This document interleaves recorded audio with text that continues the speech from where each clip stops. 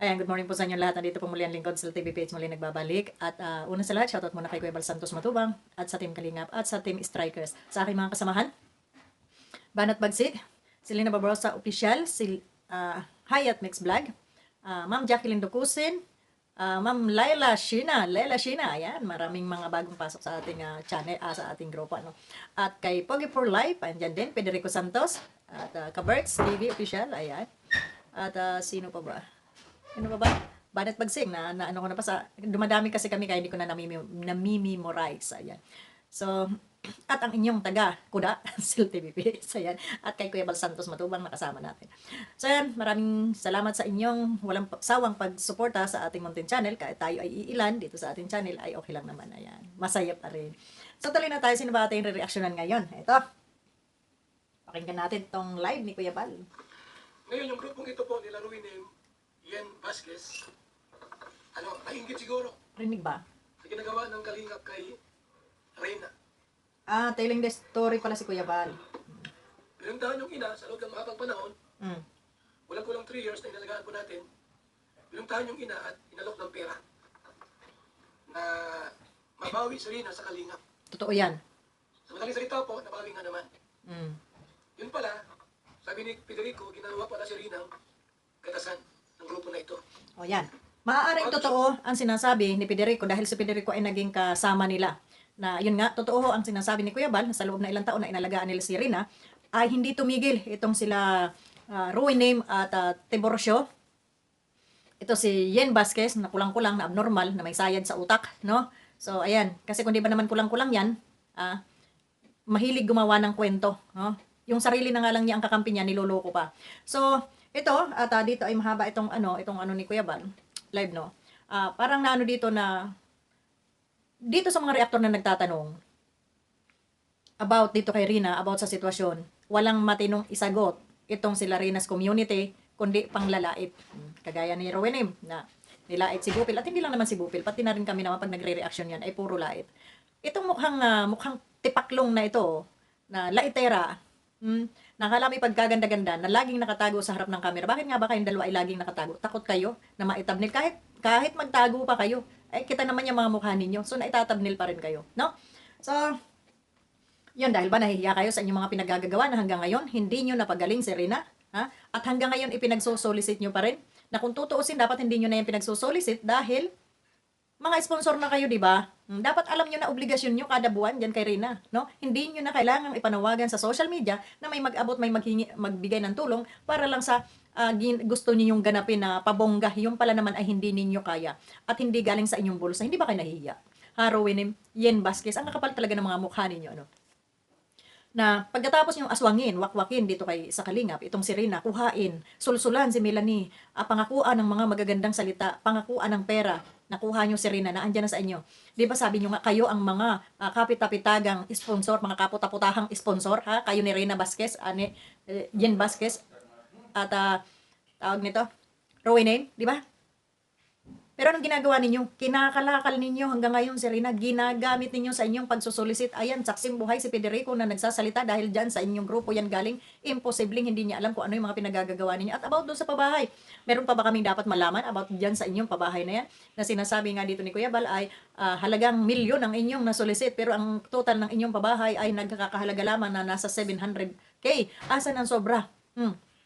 Kung may sobra, dapat pondo nyo yan. Para pag may pangangailangan si Rina, gaya ng mga birthday na yan, hindi nyo na pinagsosolicit, di ba? Hindi nyo na kinakalakal. Anong sabi ni Federico? May mga issue pa. So gusto nyo lumabas pa yung mga issue na yon. Sa bagay, kahit naman anong i-issue sa inyong dalawa, kahit ihampa sa padire mga pagmumukha ninyo, ay talaga hindi naman kayo tatabla ng hiya dahil talagang kayo ay makakapal ang mukha.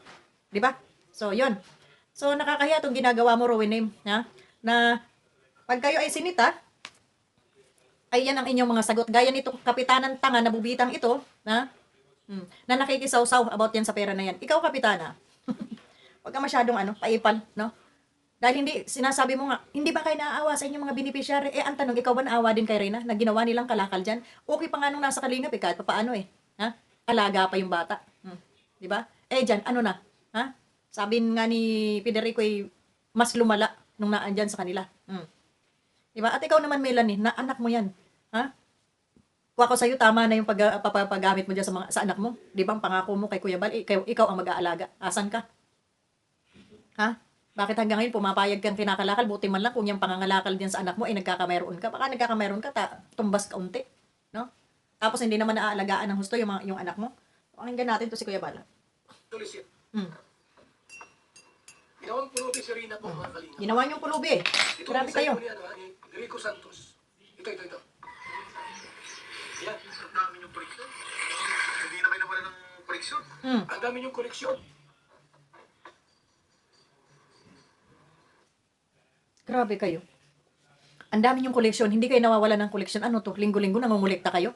Sa bagay, may nakapagsabi nga sa akin noon ha, na ibinigay yung mga screenshot nyo dyan sa loob ng inyong GC, na pag meron nga nagkamali ng bigas ng pangalan lang doon sa loob ng inyong GC, ay nagpapabayad ka agad kayo ng tag 300, 500, 1,000. Ganun ang negosyo ni Yen Vasquez.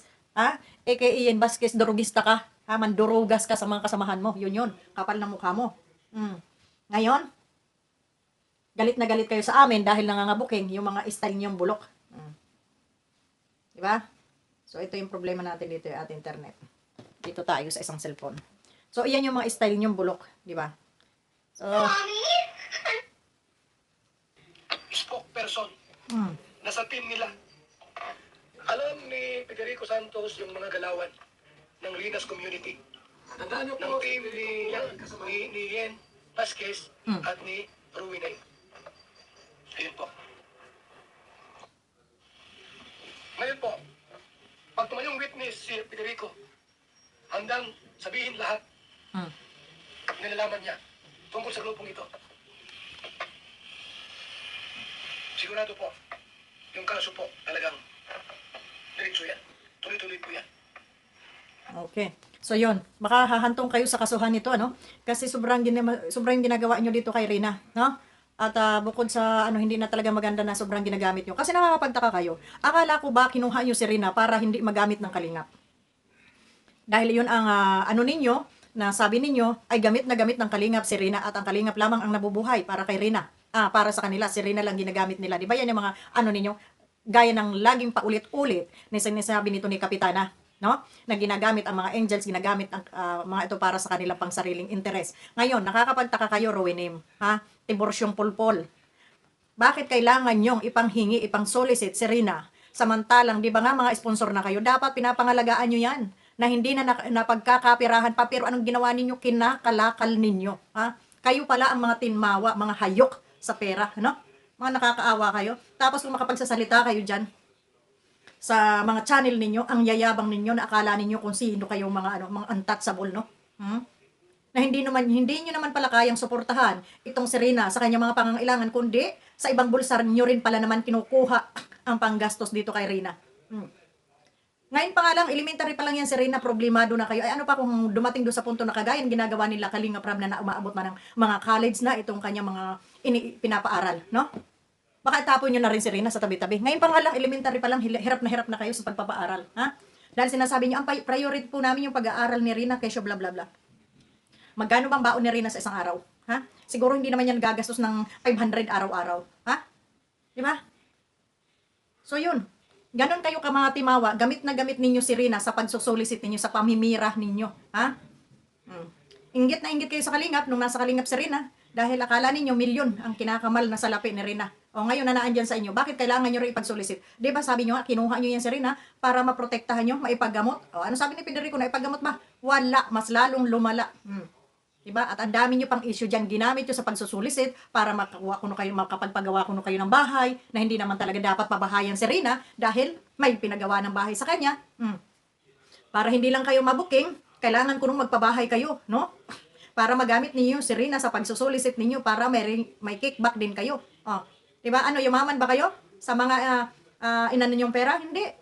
Bagkus maghihirap kayo, dahil nang lamang kayo ng kapwa, ng utok kayo ng kapwa, nang gamit kayo ng inosente. Yan, ang tandaan ninyo. Hindi, kung may mga pera man kayo na nalikom at galing dyan sa inyong pinagsolisitan, daraan man yan sa kamay ninyo pero mawawala rin yan. Tandaan ninyo, ang perang hindi natin pinaghirapan, parang bula din lang yang mawawala. Minsan paanhin tayo ng isang na kaligayahan dahil tayo ay may pera, nakakuha tayo ng pera, pero pag hindi mo yan pinaghirapan, parang hangin lang yang mawawala. Lipad. At may kasama pang karma yan. O, ngayon, dito sa ginagawa ninyo, ha? Maaari kayong kasuhan dito dahil matagal niyong kinalakal itong si Rina. At ang isa pang masakit dito, yung pagpapartner-partner ninyo doon. Andyan o, nakita ko kanina, nagbulat-lat ako dito sa mga ano. Andyan yung mga pinartner-partner ninyo, mga lalaki-lalaki noon kay Rina, na hindi naman natin alam kung sino-sino na yung mga lalaking ipinartner ninyo. Ha? Nilabtim-labtim ninyo kuno, ginaya ninyo ang kalingap noon. Na alam naman ninyo may diferensya sa pag-iisip yung bata na yan. Pero pilit ninyong inilabtim doon sa kung kanino. Ha? Hindi kayo makakatanggi dyan dahil ang dami yung nakakalat na mga video, picture dyan sa social media. Ha? Di ba? Na walang pangangalaga, ha? Walang pangangalaga ng samantalang nung nasa kalingap yan, iyan ay alagang-alaga nila. At least, pinartner man kay Edo, pero hindi talagang inilabtim. Ha? Ipinartner lang. Pero kayo, anong ginawa ninyo? At saka yung mga tao na yun, kilala yun ng kalingap, nakakasure sila na hindi mababastos, hindi mababalahura itong kanilang beneficiary. Pero ano ginawa ninyo? Hindi nyo tinigilan hanggang hindi nyo mawakwak dito sa kalingap. Ngayon, ipapartner nyo din doon sa ibang kabataan, kalalakihan, hindi nga nakakasiguro kung ito bang pinartner ninyo, matino ba o ano? No? O kagaya yung mga siraulo din. Dahil alam nang may sakit yung sa pag-iisip, yung bata, ha? Ay sumakay din sa tangahan ninyo, sa kalukuhan ninyo. Dapat kayo na lang ang kumuha ng mga leading man ninyo, lalo na ikaw, Tibo, ha? Dapat ikaw na lang nagpa-turjak dyan sa leading sa pinartner ninyo kay Rina. Mga baboy kayo sa totoo lang, mga baboy kayo. Mga bastos kayo. Ha? Tapos pag kayo na-reaksyonan, kala nyo ang lilinis ninyo? Ha? Ikaw Tiburcio, yung ginagawa mo sa akin, putang ina mo ka? Kahit mura-murahin kita dito? Ha? Kulang pa yan eh. Ha? Sa pambabalahura mo sa aking hayop ka, sa pambabastos mo sa akin diyang hayop ka, na paggawa-gawa mo ng kwento mo, na kesyo kami ay magjowa ni Pedring, ganito, gawan mo pa kami ng kanta-kanta. Ay, maalala ko nga pala doon sa gumawa ng kanta-kanta para sa amin ni Federico. Alam mo ikaw, kung matino ka, hindi ka susunod dito sa mga baliw na to. Ha? Bakit? May ebidensya ka ba? Putang ina mo kang isa ka pa na gawa ka ng kanta na yan para sa amin? May ebidensya ka ba na magjowa kami ni Pedring? Isa ka rin putang ina magkano ba binayad sa'yo? Ha? May utak ka ba? Ha? Gagaling yung gumawa ng kwento eh. Kung habulin ko kayo sa ginawa yung kwento na yan, ha? Tangina nyo. Naniniwala kayo dito sa abnormal na Yen Vasquez na to? Mas malala pa yata to sa utak kaysa kay Rina eh. Ha? Tapos gagawin niyo ako ng kanta? Ha? Na kesyo jowa ni Pedring? Matino ka ba? Isa ka pang putang ina ka eh. Ha? Isa ka pa. Kung sino ka man na gumawa ng kanta na yan, abnormal ka. Ha? Wala kang utak. Diba? Para lang kayo mga tanga, ha? Nagpapapaniwala, ha, sa siraulo ninyong sinusuportahan niyo si Tibo? Abi, abnormal yan. Sila yung nag-hotel ni Pedring, ha? Sila yung magjowa ni Pedring. Ako narito ako kung saang lupalop ng mundo, ha? Tapos ako yung pagbibintangan mo, jowa ni Pedring, kung di ba naman mga luki-luki? Gagawan mo pa ako ng kanta, ayon dyan sa putang inang utos sa'yo ni Yen Vasquez na yan? Ha? Diba? Baka nasusobra kayo sa pag-idolize diyan. Magaya na yung utak niyo diyan. Imbes na matitino pa naman yata kayo ng konti, sige, suportahan niyo yan para pare-pares na kayo may mga sira sa ulo. Diba? Mga luki, gagawa pa ng kanta-kanta, kala mo naman, sus Mariosep. Hindi ako sikat, ha? Kaya hindi, kahit anong kanta ang gawin niyo diyan, hindi yan sisikat. Sisikat man yan, diyan lang sa inyong community o diyan lang sa inyong, pero hindi ako sisikat sa buong mundo, ha? Hindi ako sisikat dahil hindi naman ako artista. So, yun lang. At, ayan, maganda ka, Ruinim. At, Yen Vasquez, sa ginagawa nyo dyan kay Rina, maaari kayong kasuhan dyan, ha? Sa ginagawa nyong pagsusulisit, pagkakalakal, ginawa nyong pulubi yung bata, panghihingi. Dapat nga kayo nagpuprotektan dyan na hindi maganyan yan, no? Pero ang ginawa nyo, ginamit sa panghihingi sa mga OFW, ha? Na ang kakapal ng mga mukha ninyo, hindi nyo naman pala kayang tustusan dahil wala naman pala kayong mga pera. Para kayong mga sindikato, no? Nang gagamit ng bata. Ha? Wala naman kayong permit. Asan ang permit ninyo? Para humawak na isang bata at gamitin nyo sa pagsusolicit. Diba? Kahit ang kalingap hindi nagsusolicit yan. Pinagbabawal yan. Ha? Kung may nagbibigay dyan, kusang bigay nila yun. Donation nila yun. Dahil nga foundation sila. Ha? Dapat iniisip niya yan. Ha? Maaari kayong kasuhan dyan. At yung nanay ng bata na yan. Sa totoo lang, pag may magano dyan, makasuhan talaga kayo. Handa mo na, Ruinim. Tapos manlalait pa kayo, mga putang ina nyo. Diba? Makapanlait kayo, wag salo ka na Renas community abnormal, bugok. Ha? Mabaliw ka ngayon, ha? Renas community. Dahil tatanga-tanga ka. Makipagsanib pero sa ka pa kung kani-kanino dyan. Ha? Kay Pedrick pa lang wala ka na, basag na kayo dahil alam ni Federico kung ano yung galawan nyo dyan. So, yun lang. Maraming salamat and God bless. Kita-kita tayo muli sa ating next video. Kasuhan na yan. Mabaliw ka, Renas Community.